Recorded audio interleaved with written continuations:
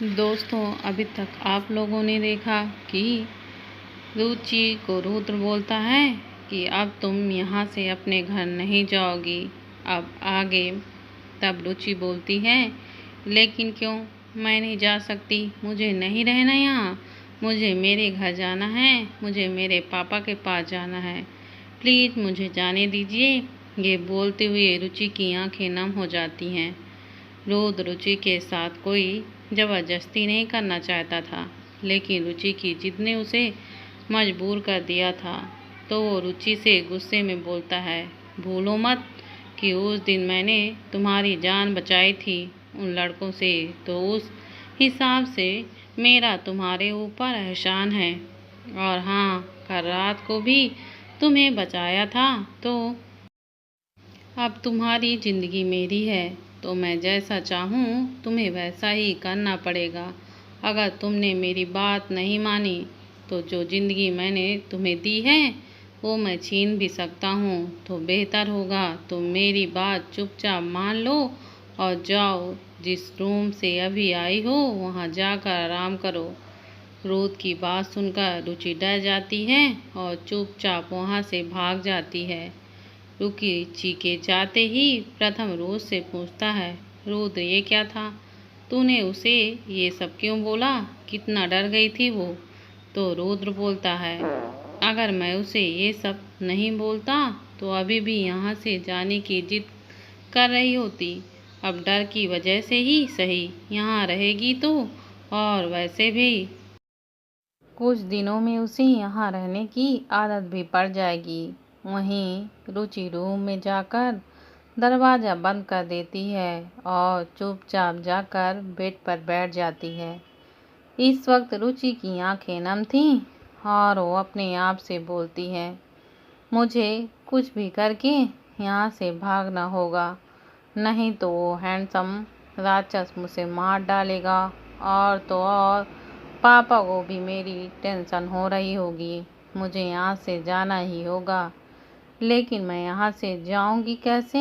यहाँ से निकलने में मेरी कौन हेल्प करेगा? रुचि बेड पर बैठकर ये सब सोच ही रही थी कि तभी रूम का डोर नॉक करता है। तो रुचि जाकर दरवाज़ा खोलकर देखती है तो सामने पार्थ खड़ा था। पार्थ को देखकर रुचि तुरंत दरवाज़ा बंद कर देती है और अपने आप से बोलती है, लगता है हैंडसम राक्षस ने मुझे मारने के लिए इसे भेजा है, लेकिन मैं भी स्मार्ट हूँ, मैं भी दरवाज़ा नहीं खोलूँगी। वहीं पार्थ रुचि के इस तरह दरवाज़ा बंद करने से हैरान था। तो वो फिर से डोर नॉक करता है, लेकिन रुचि दरवाज़ा नहीं खोलती। तो पार्थ वहाँ से नीचे चला जाता है। पार्थ को सामान के साथ नीचे आते देख आदि पार्थ से पूछता है, क्या हुआ पार्थ? तुम तो ये सामान भाभी के रूम में रखने गए थे, तो वापस क्यों लेके आए हो? तब पार्थ बोलता है, हाँ मैं ये सामान वहीं रखने गया था, लेकिन मैडम दरवाज़ा खोला और तुरंत बंद भी कर दिया, और जब मैंने दोबारा नॉक किया तो उन्होंने डोर ओपन ही नहीं किया। तब आदि बोलता है, लेकिन उन्होंने तुम्हारे मुंह पर दरवाज़ा बंद क्यों कर दिया? तब पार्थ बोलता है, पता नहीं, उन्होंने मुझसे कुछ बोला भी नहीं और ना ही देखा, बस दरवाज़ा बंद कर दिया। तब आदि बोलता है, हो सकता है उन्हें तुम्हारी सख्त पसंद नहीं आई हो, इसलिए दरवाज़ा बंद कर दिया हो। आदि की बात सुनकर पार्थ कुछ नहीं बोलता। तभी रुद्र पार्थ से बोलता है, तुम चलो मेरे साथ, मैं देखता हूँ कि डोर ओपन क्यों नहीं कर रही। तभी आदि रुद्र को रोकते हुए बोलता है, एक मिनट भाई, आप ऊपर नहीं जाओगे। आदि के इस तरह रोकने पर रुद्र उसे घूर कर देखता है, मानो बोल रहा हो कि तुम मुझे क्यों रोक रहे हो। तो आदि बोलता है, भाई मैं आपको इसलिए रोक रहा हूँ कि आपने ही उन्हें पहले ही बहुत डरा दिया है। अगर आप वहाँ गए तो हो सकता है वो और भी ज़्यादा डर जाएं। तो आप यहीं रुकिए, मैं देख कर आता हूँ। आदि की बात मानकर रुद्र वहीं रुक जाता है और वहाँ से स्टडी रूम में चला जाता है। वहीं आदि के साथ प्रथम, अभि और पार्थ भी चले जाते हैं। आदि रुचि के रूम के पास पहुंचकर डोर नॉक करता है, लेकिन अंदर से रुचि कोई रिस्पॉन्स नहीं देती। तभी आदि प्यार से बोलता है, हेलो फ्रेंड्स, इट्स मी आदि, प्लीज आप दरवाज़ा खोल दो, मुझे आपसे कुछ बात करनी है, और हाँ, आपको आपके घर भी ले चलूँगा। घर जाने की बात सुनकर रुचि जल्दी से दरवाज़ा खोल देती है। तो आदि अंदर आते हुए रुचि से पूछता है, क्या हुआ, आप दरवाज़ा क्यों नहीं खोल रही थी? तो रुचि बोलती है, वो मैं डर गई थी। तो आदि पूछता है कि आप किस बात से डर गई थी? तो रुचि पार्थ की तरफ इशारा करते हुए बोलती है, मुझे लगा कि हैंडसम राक्षस ने इन्हें मुझे मारने के लिए भेजा है। रुचि की बात सुनकर सब हैरानी से एक साथ बोलते हैं, हैंडसम राक्षस? तो रुचि अपना सिर हाँ में हिलाते हुए बोलती है, हाँ, वो जो नीचे था, जिसने मुझे डराया भी था ना, वो ही तो है। आदि बोलता है, राक्षस तो समझ आता है, लेकिन ये हैंडसम राक्षस क्या होता है? तब रुचि बोलती है, अरे वो हैंडसम है ना, और राक्षस भी, इसीलिए मैंने उसे हैंडसम राक्षस बुलाती हूँ। रुचि की बात सुनकर आदि बोलता है, आप हमारे सामने तो उन्हें राक्षस बुला सकती हैं, लेकिन प्लीज कभी उनके सामने मत बुलाना, वरना वो आपको सच में मार डालेंगे। और हाँ, पार्थ आपको यहाँ मारने नहीं आया था, वो तो आपको यहाँ सामान देने आया था, तो आपको उससे डरने की कोई ज़रूरत नहीं है। इनफैक्ट आपको हमसे किसी से भी डरने की ज़रूरत नहीं है, हम सब आपके दोस्त हैं। आदि की बात सुनकर रुचि खुश होते हुए बोलती है, सच्ची आप सच में मेरे दोस्त हो? तो आदि हाँ में अपना सर हिला देता है। तब रुचि बोलती है, लेकिन मुझे तो आप लोगों के नाम ही नहीं पता।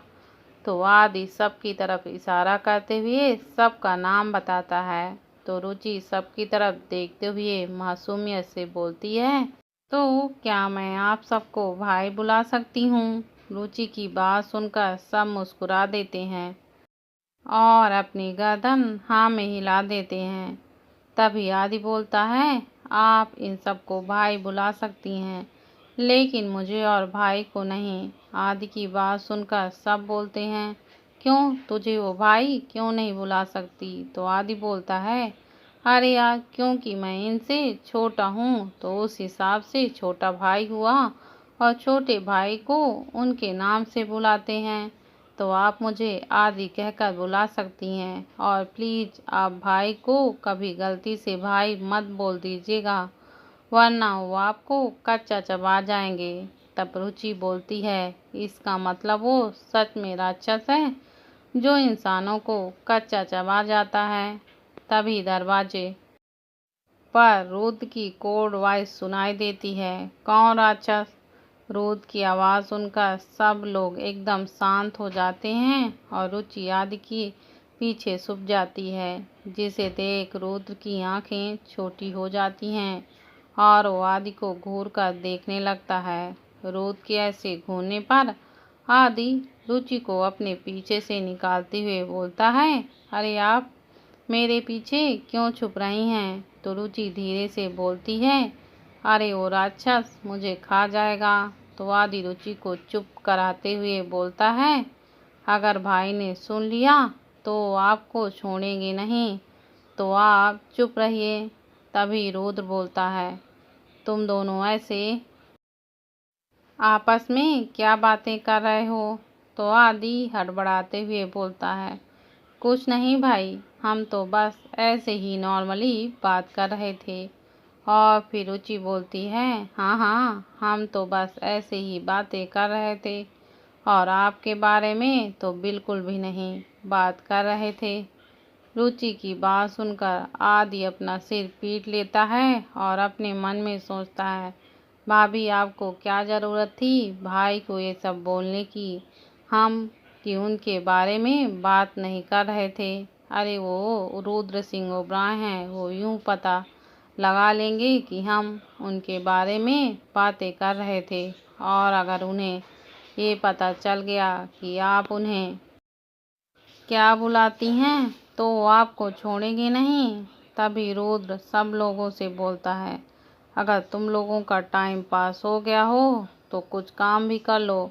और फिर रुचि की तरफ देखकर बोलता है, और तुम्हें क्या पूरे दिन ऐसे ही घूमना है? जाओ, जाकर फ्रेश हो जाओ और 15 मिनट में मुझे हॉल में आकर मिलो। मुझे तुमसे कुछ बात करनी है। रुद्र की बात सुनकर सब लोग वहां से चले जाते हैं और रुचि पार्थ के लाए हुए सामान में से कपड़े लेकर वॉशरूम में चली जाती है। लगभग 15 मिनट बाद रुचि रुद्र को सीढ़ियों से उतरती हुई दिखाई देती है। रुचि इस वक्त काफ़ी क्यूट लग रही थी, क्योंकि उसने इस वक्त जंपसूट पहना हुआ था और अपने बालों को खुला छोड़ा हुआ था, और वो सीढ़ियों से अजीब अजीब तरह के मुंह बनाते हुए उतर रही थी, जिसे रुद्र बड़े ध्यान से देख रहा था। तभी रुचि रुद्र के सामने आकर खड़ी हो जाती है, तो रुद्र रुचि को देखकर बोलता है, मैंने सुना है तुम अपने घर जाना चाहती हो। रुद्र की बात सुनकर रुचि हैरान रह जाती है और आदि की तरफ देखती है, मानो बोल रही हो कि उसने क्यों बताया इस राक्षस को। वहीं आदि अपनी गर्दन ना में हिला देता है, मानो वह बोल रहा हो कि उसने कुछ नहीं बोलता। तभी रुद्र रुचि से बोलता है, मैंने तुमसे कुछ पूछा, बोलो तुम अपने घर जाना चाहती हो। रुद्र की बात सुनकर रुचि जल्दी से अपनी गर्दन हाँ में हिला देती है। रुचि की हाँ सुनकर रुद्र बोलता है, ठीक है, मैं तुम्हें तुम्हारे घर जाने दूंगा। रुद्र के मुंह से ये सुनकर कि वो रुचि को उसके घर जाने देगा, तो सब लोग हैरान थे। वहीं रुचि के फेस पर खुशी साफ साफ दिखाई दे रही थी। तभी रुद्र फिर बोलता है, लेकिन मेरी एक शर्त है। तब रुचि के चेहरे की खुशी तुरंत ही गायब हो गई थी। वो यही सोच रही थी कि पता नहीं रुद्र की क्या शर्त होगी। तभी वो रुद्र से पूछती है कि आपकी क्या शर्त है। रुचि के पूछने पर रुद्र बोलता है, मेरी शर्त ये है कि अगर तुम्हारे घर वालों ने तुम्हें अपने साथ रखने से मना कर दिया तो तुम बिना कोई नौटंकी किए यहीं आओगी। अगर तुम यहाँ नहीं आओगी तो मैं तुम्हें तुम्हारी फैमिली के पास नहीं भेजूंगा। रुद्र की बात मानने में रुचि को कोई प्रॉब्लम नहीं थी, क्योंकि उसे तो यही लग रहा था कि उसके पापा उसे अपने साथ रखने से क्यों मना करेंगे। आखिर वो उनकी बेटी है और वो अपनी बेटी को अपने साथ रखने से क्यों मना करेंगे। तो वो खुशी खुशी हाँ बोल देती है। रुचि की बात सुनकर रुद्र बोलता है, गुड, और अब जाओ, जाकर ब्रेकफास्ट कर लो, उसके बाद आदि तुम्हें तुम्हारे घर ले जाएगा। रुद्र की बात मानकर रुचि खुशी खुशी वहां से ब्रेकफास्ट करने के लिए चली जाती है। रुचि के जाने के बाद प्रथम रुद्र से बोलता है, रुद्र तू सच में रुचि को उसके घर भेज रहा है? और ये कैसी अजीब सी शर्त थी कि वो लोग अगर उसे अपने साथ नहीं रखेंगे तो वो यहाँ आ जाए। रुद्र तेरी इस शर्त का कोई मतलब नहीं है। शायद तो बोल रहा है कि वो लोग रुचि की फैमिली हैं, तो वो लोग क्यों अपनी बेटी को अपनाने को से इनकार कर देंगे। रुद्र मेरी बात मान, तो रुचि को वहाँ मत भेज। तब रुद्र बोलता है, डोंट वरी प्रथम, ऐसा कुछ नहीं होगा, वो लोग उसे नहीं अपनाएंगे। प्रथम हैरानी से बोलता है, व्हाट, तुझे कैसे पता कि वो लोग उसे एक्सपेक्ट नहीं करेंगे। तब रुद्र बोलता है, क्योंकि मैंने अपने आदमियों से पता करवाया है कि रुचि की बहन रीति ने उन्हें रुचि के बारे में कुछ गलत बताया है, जिससे वो उसे एक्सेप्ट करना तो दूर उसकी शक्ल भी देखना नहीं चाहते हैं। तब प्रथम बोलता है, और तू ये जानते हुए भी उसे वहां भेज रहा है? तब रुद्र बोलता है, हाँ मैं चाहता हूँ कि वो वहाँ जाए। तब प्रथम बोलता है, लेकिन क्यों? तब रुद्र कहता है, क्योंकि अगर वो लोग उसे अपने पास रखने से मना कर देंगे तो उसे यहाँ आना पड़ेगा और वो फिर यहाँ से जाने की जिद नहीं करेगी, और मैंने उसे अभी नहीं जाने दिया तो वो बार बार यहाँ से जाने की जिद करेगी या फिर भागने की कोशिश करेगी।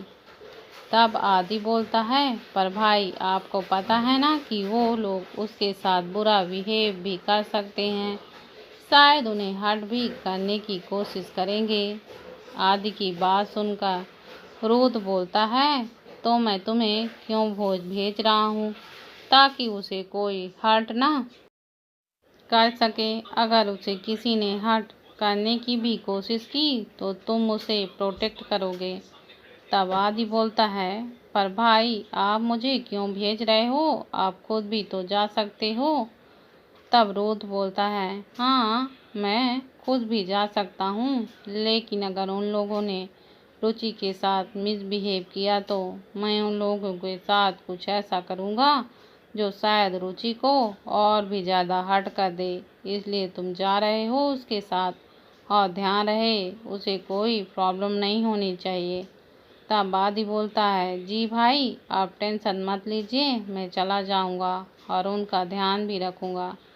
तभी रुचि भी वहां आ जाती है और खुश होते हुए बोलती है, तो क्या अब मैं जा सकती हूँ? रुचि को देखकर रुद्र बोलता है, बहुत ज़्यादा जल्दी नहीं है तुम्हें यहाँ से जाने के लिए, कहीं ऐसा ना हो कि तुम्हें हमेशा के लिए इसी घर में ना रहना पड़े। रुद्र की बात सुनकर रुचि के चेहरे की खुशी एकदम से गायब हो जाती है और बेचारी सी शक्ल बनाकर बोलती है, वो आपने ही तो बोला था कि मैं ब्रेकफास्ट करने के बाद जा सकती हूँ। तब रुद्र बोलता है, हाँ बोला था, लेकिन अगर तुम ज़्यादा उतावली होगी ना तो तुम्हारा जाना कैंसिल भी कर सकता हूँ।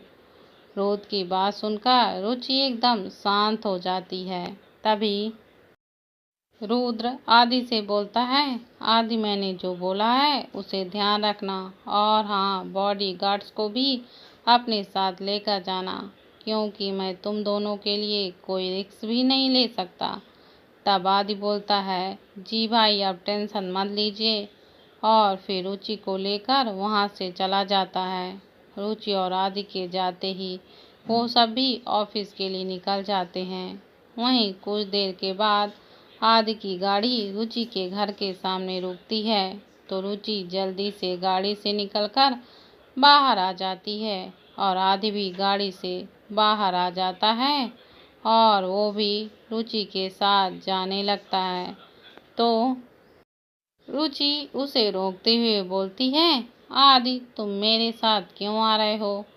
तो आदि बोलता है, आपको याद नहीं भाई ने क्या बोला था, अगर आपकी फैमिली आपको एक्सेप्ट नहीं करेगी तो आप हमारे साथ चलेंगी। लेकिन ऐसा कुछ नहीं होगा, मेरे पापा मुझसे बहुत प्यार करते हैं, तो वो मुझे क्यों कुछ बोलेंगे, तुम जाओ मैं सब संभाल लूँगी। रुचि आदि को अपने साथ नहीं आने देती और वो अकेले ही अंदर चली जाती है, लेकिन आदि वहीं खड़ा रहता है। वहीं जब रुचि अपने घर के अंदर जाती है तो देखती है कि उसके पापा वहीं हॉल में सोफे पर बैठे हुए थे। तो रुचि खुश होते हुए उनके पास चली जाती है, लेकिन जैसे ही सुभाष जी की नज़र रुचि पर पड़ती है तो उनकी आंखें गुस्से से लाल हो जाती हैं और वो रुचि से चिल्लाते हुए बोलते हैं, तुम्हारी हिम्मत कैसे हुई यहाँ वापस आने की? जिसके साथ भागी थी उसी के साथ रहती, यहाँ आने की क्या ज़रूरत थी? सुभाष जी की बात सुनकर रुचि हैरान रह जाती है और बोलती है, पापा ये आप क्या बोल रहे हैं? मैं किसी के साथ नहीं भागी, आपको ज़रूर कोई गलतफहमी हुई है, प्लीज़ मेरा यकीन कीजिए। तो सुभाष जी गुस्से से बोलते हैं, अच्छा अगर तुम किसी के साथ नहीं गई थी तो बताओ कल रात से तुम कहाँ थी? सुभाष जी की बात सुनकर रुचि चुप रह जाती है। उसे खुद नहीं पता था कि कल वो किसके साथ गई थी। उसे तो उन लोगों के नाम भी ठीक से पता नहीं थे। सुभाष जी फिर बोलते हैं, क्या हुआ? कोई जवाब नहीं है? मुझे भी तुमसे किसी भी जवाब की कोई उम्मीद भी नहीं। चली जाओ यहाँ से, मुझे तुम्हारी शक्ल भी नहीं देखनी। सुभाष जी रुचि को सुनाए जा रहे थे। इधर आदि काफी देर से खड़े होकर रुचि का वेट कर रहा था। जब उससे रहा नहीं जाता तो वो भी अंदर चला जाता है। वहीं रीति रुचि का हाथ पकड़कर उसे जबरदस्ती वहां से ले जाने लगती है और फिर दरवाजे की तरफ धक्का दे देती है। लेकिन रुचि के गिरने से पहले आदि उसे संभाल लेता है। आदि को अपने सामने देखकर रुचि को और भी ज्यादा रोना आ रहा था। वहीं रीति आदि को देखकर हैरान थी। तभी आदि रुचि को संभाल कर खड़ा करता है और गुस्से से रीति को देखते हुए बोलता है, हाउ डेयर यू, तुम्हारी हिम्मत कैसे हुई इन्हें धक्का देने की? तभी रीति की माँ बीच में आते हुए बोलती है, ओह तो तुम हो जिसके साथ ये भागी थी। उसकी बात सुनकर आदि गुस्से से बोलता है, व्हाट नॉनसेंस, क्या बकवास कर रही हैं आप? सुषमा जी बोलती हैं, क्यों इतना बुरा क्यों लग रहा है तुम्हें? और अगर ये तुम्हारे साथ नहीं भागी थी तो क्या रिश्ता था तुम्हारा इसके साथ जो इसकी इतनी तरफदारी कर रहे हो? तब आदि बोलता है, जो एक भाई बहन का रिश्ता होता है वही रिश्ता है हमारा। और रही बात भागने की तो हम इन्हें खुद अपने साथ लेकर नहीं गए थे क्योंकि ये होश में नहीं थी। किसी ने इनकी ड्रिंक में कुछ मिला दिया था। ये बात आदि रीति की तरफ देख कर बोलता है, और अगर हम इन्हें अपने साथ नहीं ले जाते तो कोई भी इनके साथ कुछ भी गलत कर सकता है। तभी रुचि आदि से बोलती है, आदि चलो यहाँ से, मुझे किसी को कोई सफाई नहीं देनी। अगर पापा को ही मुझ पर भरोसा नहीं है तो मुझे यहाँ एक पल भी नहीं रहना। प्लीज चलो यहाँ से। रुचि के बोलने पर आदि सबको एक बार घूर कर देखता है और फिर वहाँ से रुचि को लेकर चला जाता है। बाहर जाकर रुचि आदि से बोलती है, आदि अब तुम जा सकते हो, मैं ठीक हूँ। रुचि की बात सुनकर आदि बोलता है, शायद आप भूल रही हैं, भाई ने आपको यहाँ किस शर्त पर भेजा था। अगर आपकी फैमिली आपको एक्सेप्ट नहीं करती तो आपको हमारे साथ वापस चलना होगा। अगर आप नहीं गई फिर भी भाई को ढूंढकर अपने साथ ले जाएंगे और गुस्सा भी करेंगे। तो प्लीज आप हमारे साथ चलिए, और अगर मैं आपको अपने साथ नहीं लेकर गया तो वो मुझे भी घर से बाहर निकाल देंगे। तब रुचि बोलती है, लेकिन आदि मैं तुम लोगों के साथ कैसे रह सकती हूँ? मैं तुम लोगों को जानती भी नहीं हूँ। और प्राची हमेशा कहती है कि स्ट्रेंजर से हमेशा दूर रहना चाहिए। पता नहीं वो तुम्हारे साथ कब क्या गलत कर दें। रुचि की बात सुनकर आदि अपने मन में बोलता है, ओ गॉड, अब मैं इन्हें कैसे समझाऊं? और फिर वो रुचि से बोलता है, लेकिन आपने भाई से बोला था कि आप वापस आ जाओगी। अगर आप नहीं गई तो भाई आपको कहीं से ढूंढ लेंगे और अपने साथ ले जाएंगे।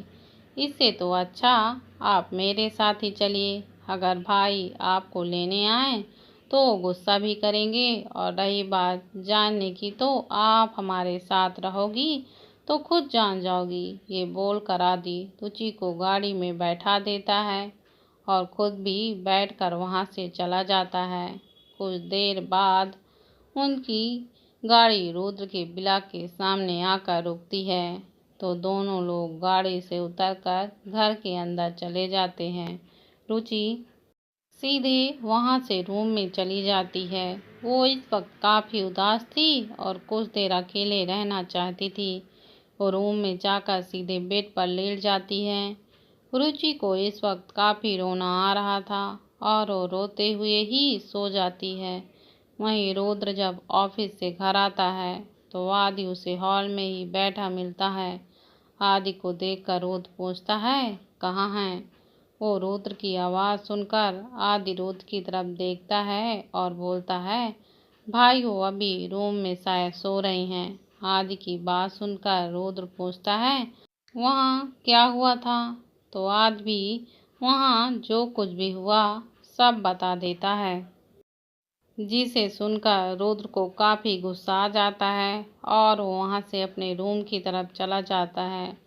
रोज जैसे ही रूम में पहुँचता है तो उनकी नज़र रुचि पर जाती है, जो किसी बच्चे की तरह अपने आप से सिमट कर सो रही थी। रुचि को देखकर रुद्र का गुस्सा तुरंत गायब हो जाता है और उसके कदम अपने आप रुचि की तरफ बढ़ जाते हैं। रुद्र रुचि के पास पहुंचकर उसकी बगल में बैठ जाता है और फिर गौर से रुचि के चेहरे को देखता है, जिसे देखकर साफ पता चल रहा था कि वो रोई है। तो रुद्र प्यार से रुचि के सिर पर हाथ फेरते हुए बोलता है, बस रुचि, आज के बाद किसी भी गम को तुम्हारे पास नहीं आने दूंगा। आज के बाद तुम्हारी आंखों में कभी भी आंसू नहीं आने दूंगा। तुम्हें दुनिया की हर खुशी दूंगा जो तुम डिजर्व करती हो। पता नहीं क्यों, लेकिन दिल करता है कि तुम्हें दुनिया से छुपा कर रखूं, ताकि कोई तुम्हारी मासूमियत का फ़ायदा ना उठा सके। लेकिन अब कोई तुम्हारी मासूमियत का फ़ायदा नहीं उठा पाएगा, क्योंकि अब मैं हर वक्त तुम्हारे साथ हूँ और अगर किसी ने तुम्हें हर्ट करने की भी कोशिश की तो मैं उसे छोड़ूंगा नहीं। फिर वो रुचि के फोरहेड पर किस करके वहाँ से बाथरूम में चला जाता है और फिर कुछ देर बाद वो शॉवर लेकर आता है। इस वक्त रुद्र ने बस अपनी कमर पर टॉवल लपेट कर रखा था।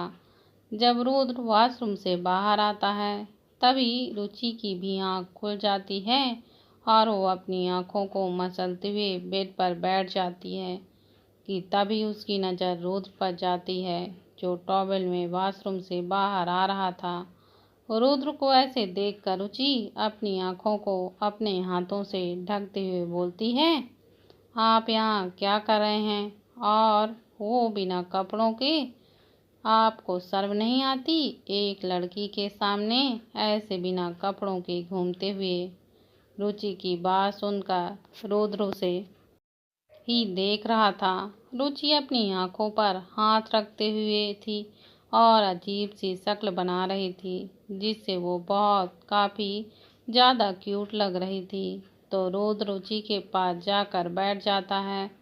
जब काफ़ी देर तक रुचि को वहाँ कुछ महसूस नहीं होता तो वो अपने आप से बोलती है, लगता वो हैंडसम राक्षस यहाँ से चला गया है, शायद वो मुझसे डर गया होगा।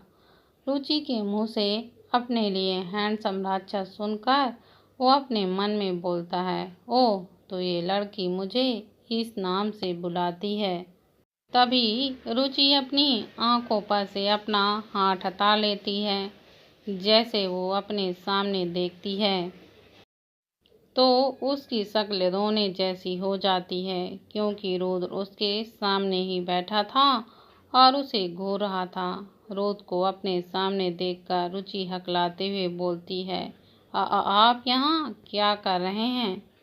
आपको तो अपने रूम में ऐसे घूमना चाहिए, तो फिर आप यहाँ क्यों घूम रहे हैं?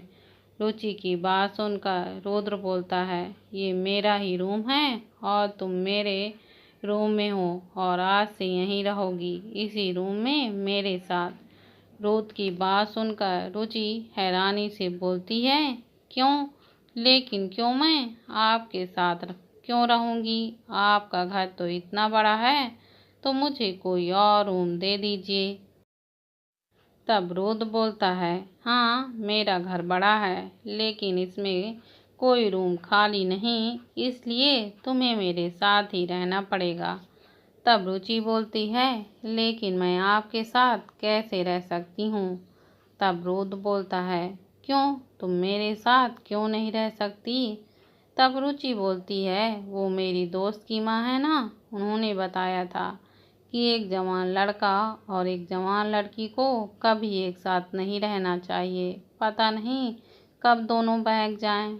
रुचि की क्यूट बातें रुद्र को काफ़ी अच्छी लग रही थीं और वो रुचि से पूछता है, अच्छा ये बताओ कि एक लड़का और एक लड़की कैसे बहकते हैं? तो रुचि बहुत ही मासूमियत से बोलती है, मुझे नहीं पता। रुचि का जवाब सुनकर रुद्र मुस्कुराते हुए बोलता है, कोई बात नहीं, मैं तुम्हें बता दूंगा। ये बोलकर वो रुचि के गाल पर किस कर देता है और वहाँ से कपबोर्ड की तरफ चला जाता है। वहीं रुद्र के ऐसा किस करने पर रुचि हैरान थी। फिर रुचि रुद्र के पास जाकर बोलती है, आप ऐसा कैसे कर सकते हो? तो रुद्र बोलता है, क्यों, मैं कपड़े नहीं पहन सकता? ये बात रुद्र अपनी शर्ट के बटन लगाते हुए बोलता है। तो रुचि बोलती है, मैं आपको कपड़े पहनने की बात नहीं कर रही, मैं तो उस बारे में बात कर रही हूँ जो अभी अभी आपने किया था। तो रुद्र बोलता है, मैंने अभी क्या किया? तब रुचि बोलती है, आपने मुझे किस क्यों किया, ये तो गलत बात है। तब रुद्र बोलता है, मैंने तुम्हें किस कहाँ किया, वो तो मैंने तुम्हारे गालों को अपने होठों से छुआ था बस। तब रुचि बोलती है, हाँ तो उसे किस करना ही तो कहते हैं। तब रुद्र बोलता है, नहीं, उसे किस करना नहीं कहते। तब रुचि कहती है, तो किस करना किसे कहते हैं? तब रुद्र बोलता है, तुम्हें जानना है कि किस करना किसे कहते हैं?